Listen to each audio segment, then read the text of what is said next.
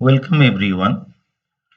In this lecture of quantum mechanics, we are going to discuss about wave packets, and the discussion is from the book of M.C. Jain, Quantum Mechanics, a textbook for undergraduates. So let us start our discussion. In our previous lectures, we have discussed about the wave nature of the material particles, and we learned that there is a wave function which is associated with every material particle. The momentum p of a particle and the wavelength lambda of the wave associated with it are connected by the de Broglie's relation p is equal to h by lambda or h cut k, where k is equal to 2 pi by lambda is called the propagation constant or the wave number. We know another relation, that is Planck-Einstein relation, that is E is equal to h nu or h cut omega, where omega is equal to 2 pi nu is the angular frequency of the wave. As a first step towards constructing a wave function to be associated with a particle, let us consider a plane and monochromatic wave. Plane wave as well as it is monochromatic. So what should be the equation which will describe such wave? The equation is like that: psi xt is equal to a e to the power I kx minus omega t. This is the equation, and this equation represents a simple harmonic disturbance of wavelength lambda is equal to 2 pi by k and frequency nu is equal to omega by 2 pi, traveling towards the positive x direction with velocity vph is equal to omega by k. So from this expression, you see again the expression is psi xt is equal to a e to the power kx minus omega t. So what should be the velocity? Velocity vph is equal to omega by k. Here the subscript ph indicates that this velocity is called the phase velocity. For simplicity, we shall restrict the discussion to one dimension, but it can be extended to 3 dimensions. Now, the plane wave, that this plane wave psi xt is equal to e to the power I kx minus omega t. This is the equation of a plane wave, and the plane wave represents a particle having a definite momentum p is equal to h cut k. Again, you understand the fact that the plane wave just defined by the equation 5.3 represents a particle which has a definite momentum p is equal to h cut k. So momentum is definite. However, since its amplitude a is constant, it corresponds to a complete lack of localization. Why lack of localization? I will tell you. So as its amplitude is constant, so what should be the probability density? The probability density P is equal to mod of psi xt square is equal to a square. In our previous lecture, we discussed about probability density that denotes the probability of finding the particle somewhere. So what is the probability density? Probability density P is equal to a square. So a square is independent of position. P is fixed and P is independent of position. Thus the particle has equal probability of being found anywhere from minus to plus infinity. Clearly, a single plane wave cannot represent a localized particle. So what is the conclusion from this discussion? That if we define a wave by this type of equation, that is psi xt is equal to a e to the power I kx minus omega t, then what will happen? In this case, you will have a definite momentum. You will have a definite momentum, but you cannot define the position correctly, or a single plane wave cannot represent a localized particle. Localized particle means that particle is localized somewhere. There is a particular location of the particle. So a equation of the single plane wave cannot represent a localized particle. That is probability density is independent of the position, so we cannot define the position correctly. However, its momentum is definite. So the question arises, that is how to construct a wave function that can look like a particle. Look like a particle means that if a wave is to be associated with a particle, then its amplitude should be seizable in the neighborhood of the particle and negligible elsewhere. It means that if you construct a wave that is associated with a particle, then its amplitude should be very high in the neighborhood of the particle. That means where the particle is located, the amplitude of the wave should be very high. That means it will define that the particle is located at that particular position, and negligible elsewhere. Negligible elsewhere means that you cannot find the particle in other positions. The particle is localized somewhere and you cannot find the particle elsewhere. This suggests that a particle can be represented by a wave packet. So what is a wave packet? A wave packet can be formed by superposing plane waves of different wave numbers in such a way that they interfere with each other destructively outside of a given region of space. So what we are going to do is that we have to superpose plane waves of different wave numbers. That means we have just shown the equation of a plane wave. So we are considering that similar types of plane waves of different wave number, that is different k values, they will superpose with each other, they will interfere constructively in a narrow space, and they will interfere destructively outside that given space. The mathematical technique for doing this is that of Fourier integral and transform. So how to perform that? Let psi xt be a one-dimensional wave packet formed by superposition of plane waves.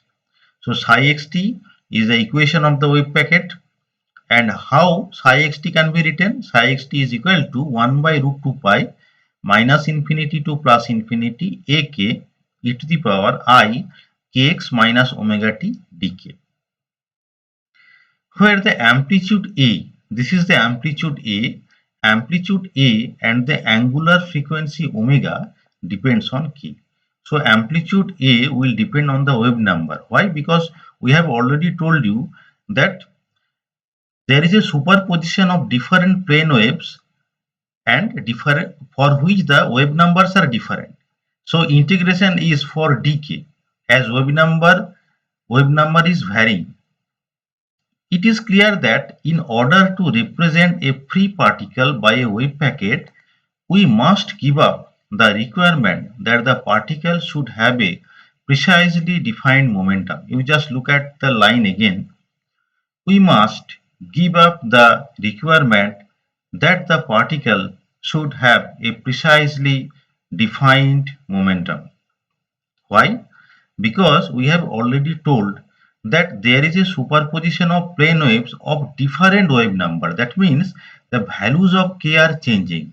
But what is the expression for the momentum? P is equal to h cut k. But you are varying the wave numbers, you are varying the k. So the momentum is not defined in this process. Now, this amplitude factor ak can be obtained by inverse Fourier transform. So from the same equation, we can obtain the expression of ak. ak e to the power minus I omega t is equal to this one. So ak is equal to this one. So equation 5.7 gives the expression for the amplitude function ak. Since we want the wave packet to describe a particle, we must now localize it. This is very important, as this wave packet is describing a particle, so we must have to localize it. How we can localize? We assume that ak is centered about some particular value k equal to k0. So ak is centered about some particular value k equal to k0, and it falls rapidly to 0 outside an interval k0 minus delta k by 2 to k0 plus delta k by 2. So delta k is the interval and delta k should be very small. So in this region of delta k, ak is centered at the point k equal to k0, and in the interval delta k, the particle is localized. Then the limits of the integration that we have used before, that is minus infinity to plus infinity, we have to change it from k0 minus delta k by 2 to k0 plus delta k by 2. We further assume that omega varies slowly with k. In that case, omega can be expanded in Taylor series, like this expression. Neglecting the second and higher order terms, because we are considering values of k very close to k0, so this term will be very less, and we can put omega k0 is equal to omega 0. This omega k0 here, omega k0, that we will write as omega 0. So in that case, from this equation, what we can obtain is that psi xt is equal to ak. Now in this exponential term, what we are doing, you look it very carefully. We are writing k minus k0x plus k0x. Actually, this kx has been written in this fashion, that is k minus k0x plus k0x. So k0x minus k0x will cancel. So it is ultimately described kx.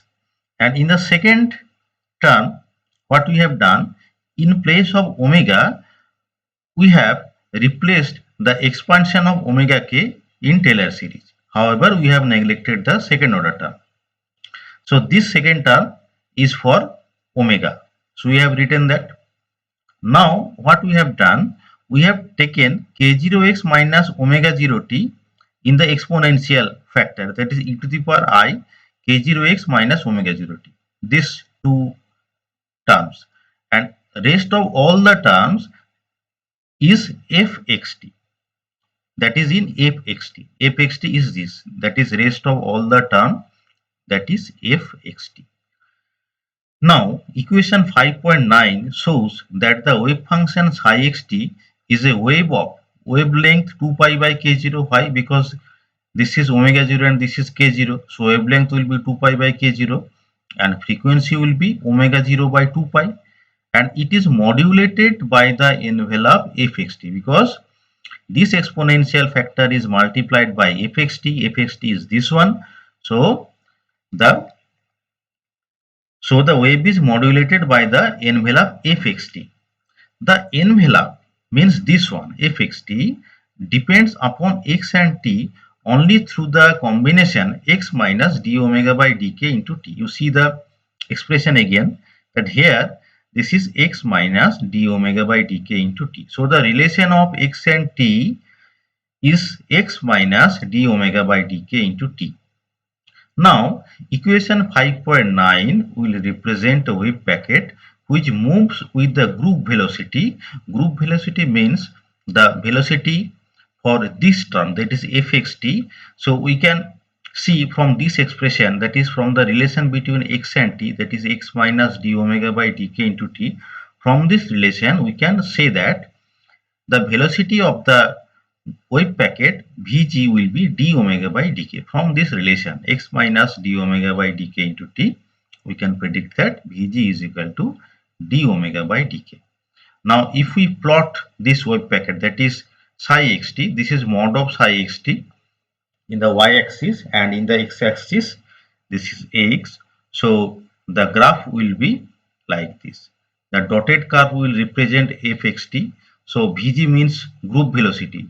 So the wave packet is moving with the group velocity Vg is equal to d omega by dk, and the solid, this curve is called the ripples. Now from above discussion, some conclusion can be made. We have already noted that if the momentum is precisely defined, we have no wave packet at all. That is in the first case when we defined the equation of a plane wave. In that case, the momentum P was h cut k, that is momentum was precisely defined, but in that case we did not obtain any wave packet but only a pure harmonic wave. So the particle position, is completely unknown. On the other hand, if the position is if the position is to be absolutely precise, the wave packet must be of infinitely small extension. And to construct such a packet, one needs waves of all wave numbers k from minus infinite to plus infinite. So in the second case, if the position is to be absolutely precise, what we have to do in that case? We have to construct a wave packet. The wave packet must be of infinitely small extension, and to construct such a packet, one needs waves of all numbers k from minus infinity to plus infinity. In terms of the de Broglie relation P equal to h cut k, this means that the momentum of the particle is completely indeterminate. So as we are varying the wave numbers from k equal to minus infinity to plus infinity, and as P is equal to h cut k, so the momentum of the particle is completely indeterminate.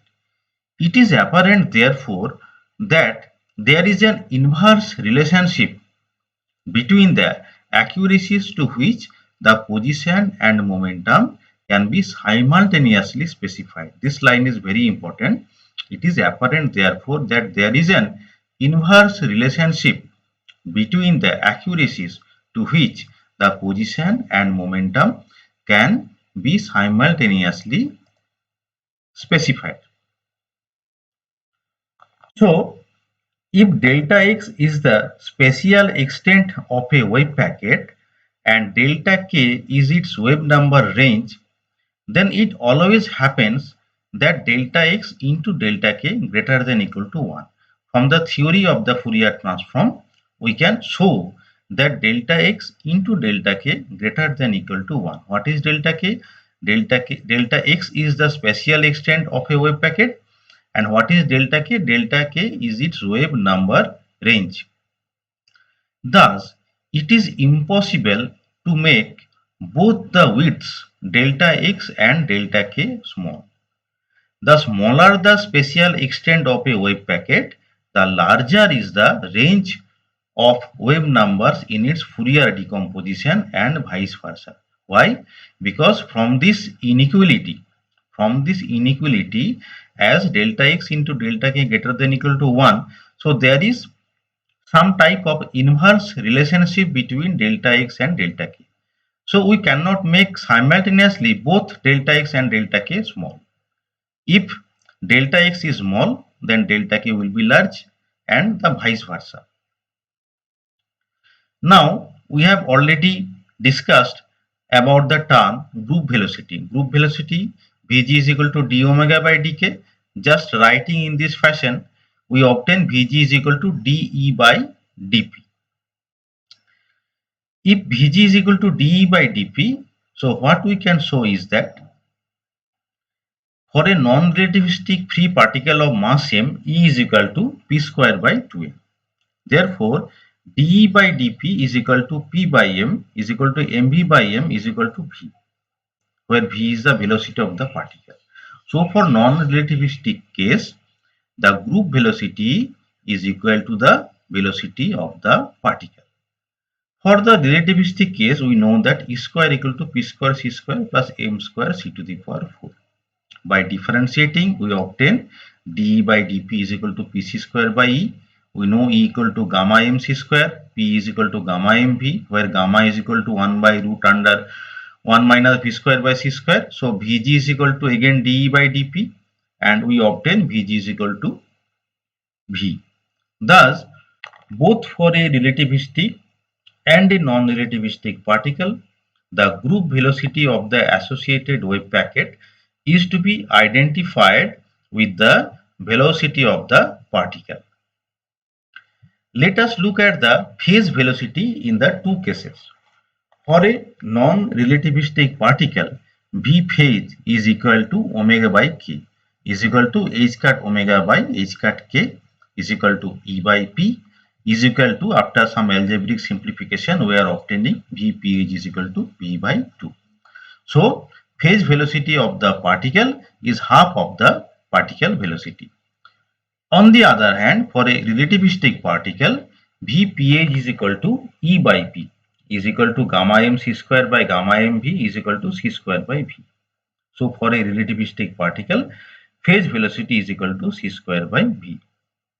Thus, in the first case, Vph is less than the speed of the particle, and in the second case, it is more than the speed of light, because Vph is equal to c square by v. You can see that. Clearly, the phase velocity has no physical significance.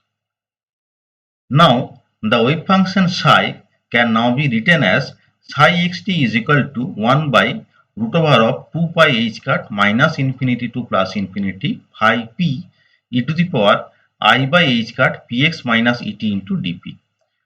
Actually, ak has been replaced by the momentum amplitude function phi p. This phi p is the momentum amplitude function. If we define capital phi pt is equal to small phi p into e to the power minus iet by h cut, then the same expression can be expressed in terms of the capital phi t. And if you take the inverse Fourier transform, then phi can be expressed in this manner. So we can express phi, that is, we can express the wave function in terms of momentum amplitude function, and we can show that minus infinity to plus infinity phi pt whole square dp is equal to minus infinity to plus infinity psi xt whole square dx equal to constant, and this result is known as the Parseval theorem. We can also express the wave packet in 3 dimension also. In that case, psi rt will be expressed by this equation. This is the 3-dimensional representation of the wave packet.